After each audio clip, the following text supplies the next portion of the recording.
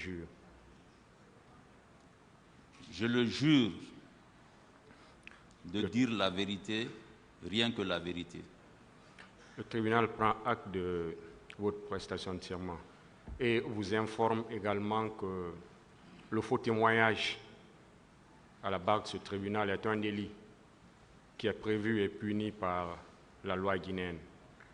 Donc sur ce, vous ne direz ici que toute la vérité, rien que la vérité.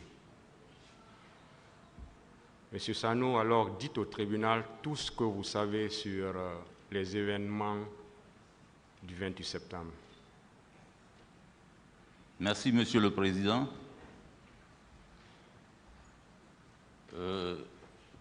En tant que chef d'état-major général des forces armées, au moment des faits, j'étais à l'état-major général où je commandais les troupes, c'est-à-dire l'armée en général. Mais laissez-moi vous parler des faits avant le 28 septembre. Parce que il y a des points qui ont été soulevés ici, mais concernant, j'ai suivi à la télé, concernant l'ordre donné aux militaires pour s'abstenir de sortir le jour des événements. Je vais vous dire comment ça s'est passé. C'était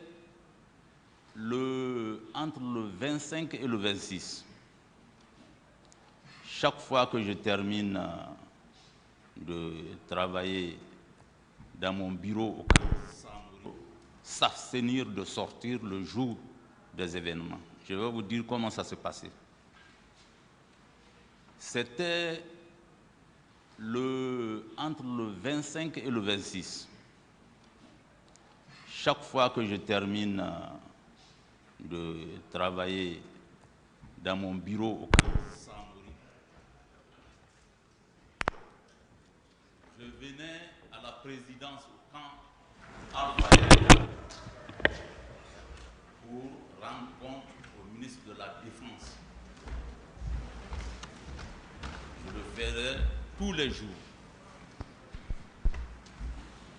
Donc, je viens ce jour, je ne trouve pas le ministre dans son bureau, parce que s'il n'est pas dans son bureau, il est dans le bureau du président. Donc, je le rejoins dans le bureau du président.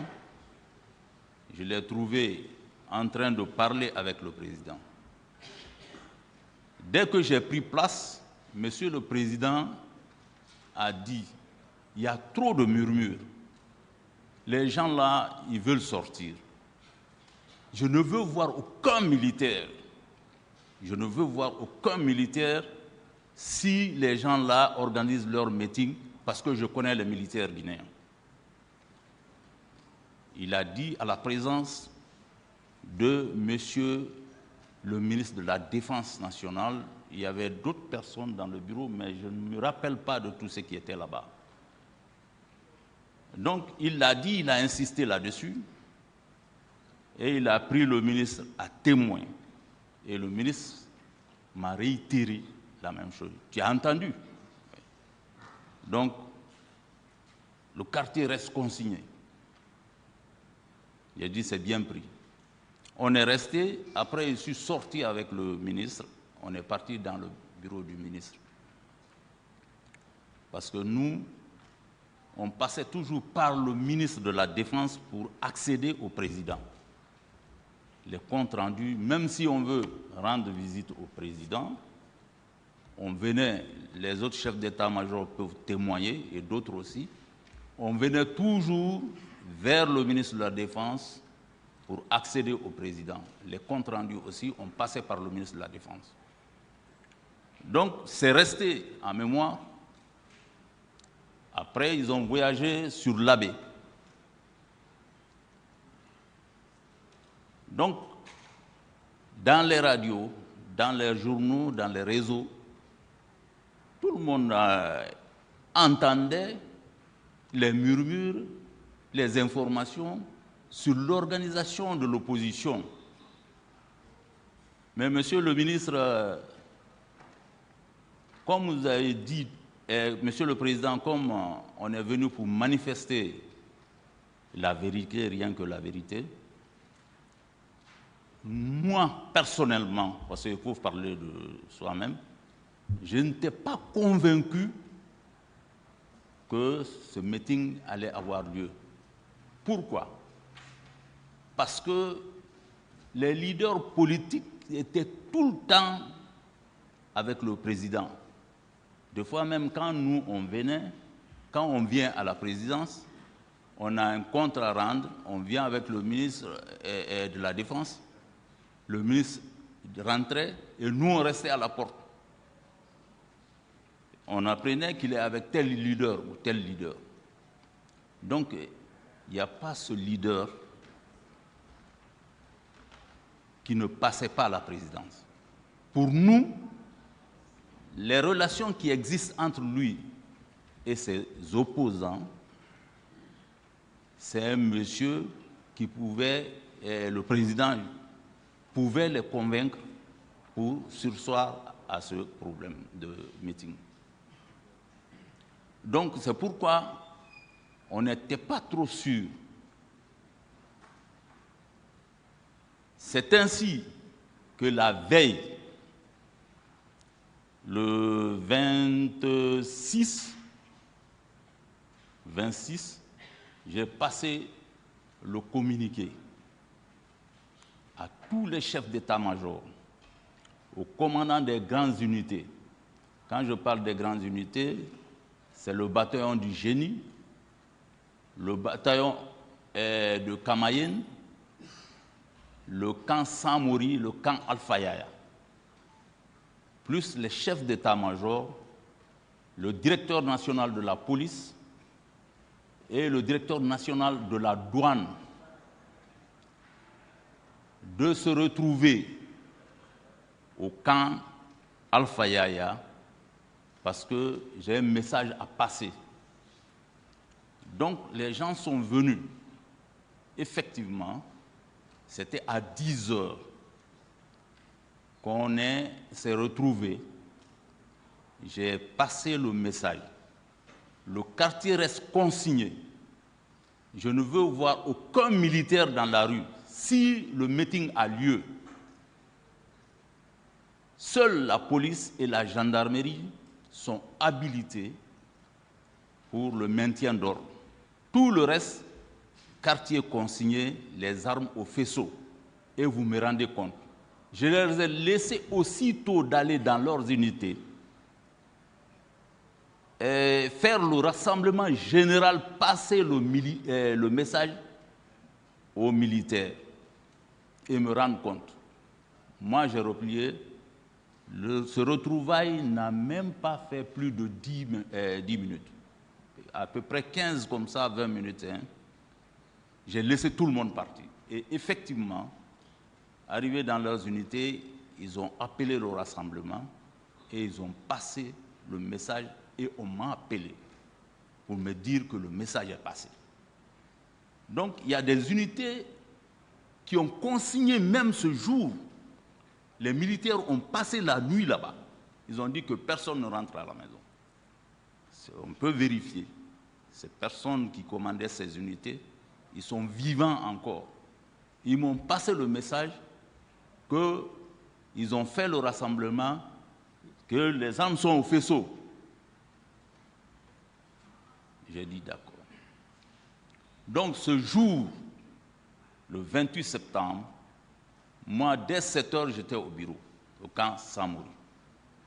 J'ai passé toute la journée là-bas, au camp Samori. Et là aussi, moi-même, j'ai vu de mes propres yeux les armes au faisceau et quartier consigné. Donc, il y avait un petit radio qui était à côté, qui émettait les informations qui se passaient au stade. Entre-temps, vers entre 10h, 11h comme ça. Je reçois l'appel de la dame, une Française, qui m'appelle, je ne sais pas comment elle a eu mon numéro, elle se présente à moi. Je suis responsable de la Croix-Rouge internationale et la Croix-Rouge, elle est là pour former la Croix-Rouge guinéenne. Elle me dit, je suis au stade, on est débordé. La Croix-Rouge est là, il y a beaucoup de blessés et il y a des morts. Elle dit, on a une seule ambulance. Je voudrais que vous m'aidiez à avoir des ambulances. J'ai dit, attendez, je vais contacter le service de santé. C'est là où j'ai appelé le colonel ministre de la Défense, Diaby. Quand il est eu au téléphone, j'ai dit, où vous êtes? Il dit qu'il est en route, il va dans son chantier à Koya. J'ai dit, attention, il y a quelque chose qui se passe. Il dit quoi? Je ne s'en va pas au stade. Aide-nous à avoir des ambulances. J'ai dit, on m'a appelé à partir du stade. La Française qui, comment on appelle, qui commande, qui gère la Croix-Rouge, a besoin des ambulances. Moi, elle m'a demandé, mais moi, je ne peux pas trouver les ambulances. C'est pourquoi je vous demande de trouver des ambulances pour nous. Il a commencé par dire, il dit, toutes les ambulances de l'armée sont en panne, c'est sur cale. Et c'était vrai, parce qu'on a hérité des matériels défectueux après l'ensemble compté. Donc, j'ai dit, mais qu'est-ce qu'il faut faire? Il dit, bon, attends, je te reviens, je vais voir au niveau des hôpitaux. Il dit, je t'appelle après. Il a raccroché. Bon, je suis resté. C'est après, il m'a appelé. Il dit, bon, j'ai appelé la dame, la directrice de l'hôpital Donka. Elle me dit aussi qu'ils ont une seule ambulance, que derrière l'ambulance là, qu'on l'a appelée, comme on appelle là, au stade, qu'elle a mis l'ambulance aussi qui va chercher les blessés et emmener. J'ai dit, et les autres? Il dit, bon, il dit, voilà, je vais voir. Il dit, je vais voir. Donc, on est resté sur ça. Après, la dame m'a appelé encore.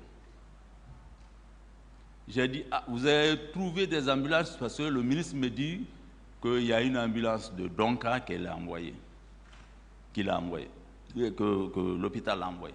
Il dit, oui, ça fait 2 ambulances, mais c'est insuffisant. C'est ainsi, elle m'a demandé, est-ce que je peux avoir des camions? C'est pourquoi ce serait très, très, très important d'avoir cette dame-là. Elle peut nous dire beaucoup de choses sur cet événement. Donc, quand elle m'a dit ça, j'ai dit, bon, vous voulez combien de camions? Elle dit, même s'il y a 1 ou 2, j'ai dit, ça vous suffit? Elle dit, bon, de voir s'il y a plus, que je peux envoyer 3 camions. J'ai appelé le commandant du train militaire. Je l'ai ordonné de préparer 3 camions carburés avec les chauffeurs à bord. J'ai dit de désigner un chauffeur comme chef de mission. Ils vont directement au stade, rencontrer la Française, se mettre à sa disposition et m'appeler. Donc quand j'ai dit ça, il a dit d'accord. Il m'a dit, est-ce que je peux mettre la corvée? J'ai dit non, pas de corvée. Les camions sont effectivement partis au stade, sont partis se mettre à la disposition de la Française, la Croix-Rouge. Et elle m'a confirmé que les 3 camions sont arrivés. Donc, c'est ces 3 camions que moi j'ai ordonné. Mais après, par l'intermédiaire des chauffeurs, la dame a pu avoir le commandant du train militaire pour dire que s'il peut augmenter un camion, ils ont envoyé le camion, mais on ne m'a pas dit directement. Donc il y avait 4 camions. Les 4 camions sont partis au stade. Les 4 camions, ils ont embarqué des corps dedans. Après avoir ramassé les corps, parce que après avoir ramassé les corps, la dame a dit d'envoyer les corps à la morgue. Les chauffeurs ont démarré pour la morgue d'Ignace Dine. Quand ils sont partis à Ignace Dine, ils n'ont trouvé à la morgue, ils n'ont pas trouvé de responsable à qui déposer. Ils ne pouvaient pas décharger les corps là-bas. Ils ont trouvé les gens qui travaillent là-bas, et ceux qui s'occupent des corps, laver, machin, préparer les corps. Et ils ont dit, on ne peut pas recevoir les corps là comme ça. Il dit, le chef n'est pas là, mais on va préparer la salle. On va préparer, parce qu'il y avait d'autres corps, c'est ce qu'on m'a dit. S'il y avait d'autres corps là-bas, les malades qui sont décédés à l'hôpital et d'autres, les parents à la maison, ils vont déposer les corps. Donc, il fallait préparer. Il fallait préparer la morgue pour recevoir ces corps. Donc, ils ont décidé d'eux-mêmes, les chauffeurs, de ne pas laisser les camions exposés. Ils sont venus au camp Samori, garés, en disant à ces gens, quand ils seront prêts, de les appeler. Donc, ils sont venus garer là-bas. C'est après, quand c'est prêt, ils ont continué, ils ont ramené les corps à Ignace Dine, à la morgue, ils ont déposé.